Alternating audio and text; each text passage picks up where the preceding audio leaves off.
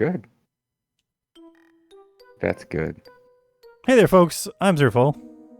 I'm MysteriousJG. We're enjoying the creepy music. Yes, I'm really digging the music in this scene. Yeah. This is, of course. I think I feel like it's I guess you're about to enter. I feel like it's important to state this, especially since I've made a little bit of fun here and there, particularly of the sidekick who I gave the weird voice to. This game's really good. Like I'm really liking this game. My kudos to the person who developed this game. The game, by the way, is called The Crimson Diamond. I actually felt like at the beginning when we first started playing, it took us a little while to get our groove on in this game. But then once we hit it, it's been pretty good. Well, I never played. I mean, I played the I'm MysteriousJG Years Are Fall, but I never played the actual games that like are kind of directly the inspiration for this, because it's like a subgenre within the Sierra, adventures. But yeah, I think I need to get my Sierra legs back. Yeah. Well, and I think a lot of that's a style of adventure game, especially with text-parser, right? Remembering that getting used to. By the way, I'm Zerfall and your MysteriousJG. That you've got to get your the parser just right, and like remembering like, oh yes, it likes this sort of word, it doesn't like that. Although this game has been pretty good with having like synonyms, I guess, for a lot of things. So there's definitely there's been some quality of life improvements in this game. Which, by the way, this game is the Crimson Diamond. It's a let's play that we're having right now, by the way. But no, I mean, I think compared to the games it's inspired by, it's a little more user friendly. But you still got to get that old school adventurous head screwed back on, which is difficult if you've been playing a lot of like 21st century. You die 3 times and the game just offers to play through to the next story segment for you type of adventures. Yeah. So last we left off, we had talked to Jack about the diamonds. Or not about the diamonds, about the brooch. And he told us we could keep it. Now, what I'm not sure remember, maybe last time, maybe before that, we talked to Nathan about something, and Jack just jumped right into our conversation. I was like, Jack, excuse me. There are clearly some new scratches on the ruby cabochon. These aren't natural inclusions. Oh. You revealed 2 clear fingerprints on the ruby cabochon. I'm sure that's not how that name is pronounced. Though they're a little smudged, you're still able to compare them to the fingerprints you've obtained from everyone in the lodge. Or loge. One of these fingerprints belongs to Margot, which is no surprise. She admitted to stealing the brooch. The other print belongs to Jack. We already talked to him about that. What on earth is in my pockets that could have scratched this ruby? There's the important part. Something in your pocket scratched the ruby brooch. So now we know something in our pocket is got a Mohs hardness of higher than 8, which could mean diamonds. Diamonds. So let's rub. There's a couple things we've been diamonds. Suspicious of this whole time. The salt. Yeah, why doesn't somebody get inspired by the Spacebar by Stephen Resky and make that like? I'd love to see 21st century retro Fleabix. Reasoning that since the ruby cabochon will already need to be polished because of the scratches that you've already caused, you decide to perform a scratch test with the salt sample. Oh, the stones from the salt sample that didn't dissolve in water have scratched the ruby. Rubies have a Mohs hardness of 9. That could mean the water must be diamond water. Oh wait, yeah, these could be diamonds. All right. We also have the river sample that we can rub on here. Going out. I mean, no, sorry. I didn't even try to integrate that. You lightly rub the riverbed sample on the ruby cabochon, promising yourself to take it to a jeweler to polish away all the scratches. And then promptly sell it to the jeweler after. Some of the colorless specimens in the sample from the riverbed have scratched the ruby cabochon. It's quite possible that these are diamonds. Diamonds in crimson? At this time of year? See, now the French would say mais oui cabochon, but the Québécois would say mais ouais cabochon. different accents. They could also be from like rural France. I don't know if they're rural French are closer to Parisian or Montreal, but I mean, accent-wise, physically, they're closer. There's also a whole bunch of different words. So It's like a whole language. It's like, well, yeah. I mean, like American and British English is different too, right? I guess. Like, just go to England and say, "Oh, I hurt my fanny," and see what happens. I don't really acknowledge the whole Commonwealth English thing. The English need to learn to speak English. The English that comes from the country called England. I did not recognize this language. They need to learn to speak English. All right, so what do we get? Salt samples. Diamonds. Diamonds. Bleebix, you're turning blue. So, I know, but who did we see collecting these samples and bringing them to the place where salt is? Well, Nathan was hanging around the salt flats at different points. So was Evil Lady and Evil Lawyer. Diamond.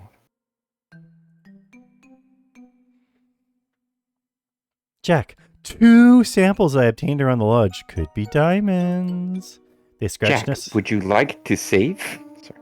The lodge from miners? Yeah. They scratched Nessa's ruby brooch. Only diamonds would do that. I dug 1 sample out of the riverbank. The other was oddly in a bag of rock salt in the smokehouse. Nancy, this isn't the time to talk about that. We gotta find Mr. Richards, leader of the Fantastic Four. Maybe we could talk about this later, okay? I noticed it's been added to your notebook. Talk about this later. All right. Now he knows that we know. So now he's gonna reveal himself to be the true villain. There we go. And I got my keyboard controls. Let's have walking set too fast at a minimum there. You and Jack have managed to create a Nancy-sized hole in the rubble. I think I can squeeze through. You see an old discarded plunger detonator amongst the debris.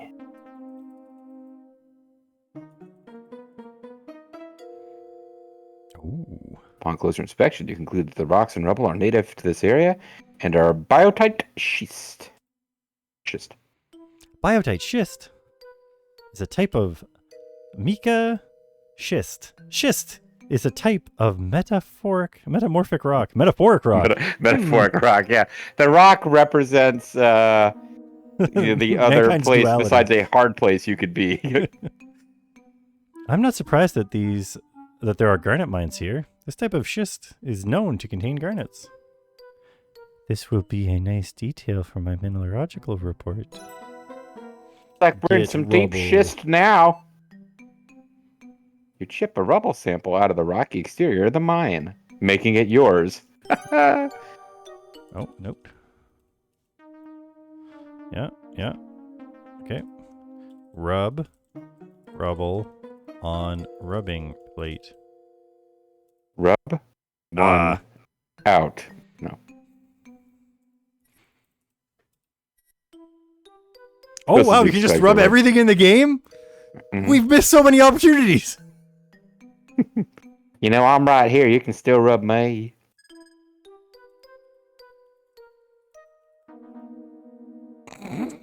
Yeah, see? You knew how I feel, didn't you, Nancy? Didn't you? So rub rubble on plate, right? Yes. You can't say rubbing plate. The rock, if that's too many rubs. The rock sample from outside the mine has small white crystals and red mineral patches. None are suitable for rubbing on the plate. It was a good thought. Maybe I'll find something more suitable inside the mine. Or maybe inside my pocket. I still love you, player.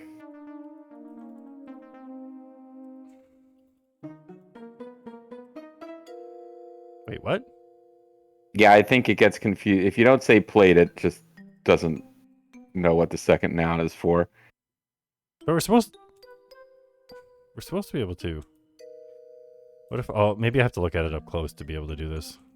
I would think you would rub the brooch on the rubble rather than rubbing the rubble on the brooch. Well, that would make more sense. Close expression, the thing from before. You know, there's a Right. Nancy-sized hole in the... Oh, never mind, you just keep rubbing shit against other shit. You gotta look at it with the loop instead. The rubble sample you obtained outside the mine contains the white crystals and large red patches of minerals incorporated into the rock. I see the problem here. This is the same part. Okay. Rub. I mean, Mr. Richards could die at any... Well, okay, Rubble you just keep sample rubbing shit on other on shit. plate. The rock sample from outside the mine... That's the good... Yeah. Okay. It's gotta be The the rock sample outside the mine does have some interesting bits in it, but nothing big enough to test on Nessa's ruby brooch. Interesting. We'll have to find something inside. Mm. I'll need to obtain a sample with larger crystals to do a proper scratch test. Hey, do you think while you're doing that, you could save Mr. Richards from death? Yeah, maybe one day. I should try getting a sample inside the mine. If I can. It's a bit awful of me to plan on scratching Nessa's ruby brooch intentionally. But it's already been accidentally scratched. I'll need to get it professionally polished either way. Mr. Richards is gonna die anytime. Oh, well, whatever. Claudia, I don't have time to rescue your mom, okay? Go hole Gonna have to die. in.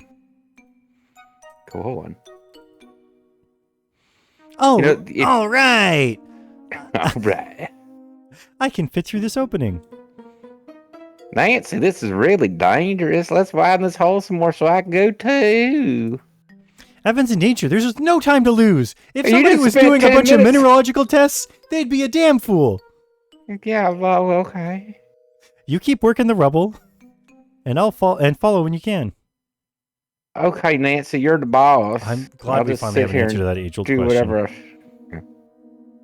Oh, who's? Yeah, no, it's Nancy. It was always Nancy.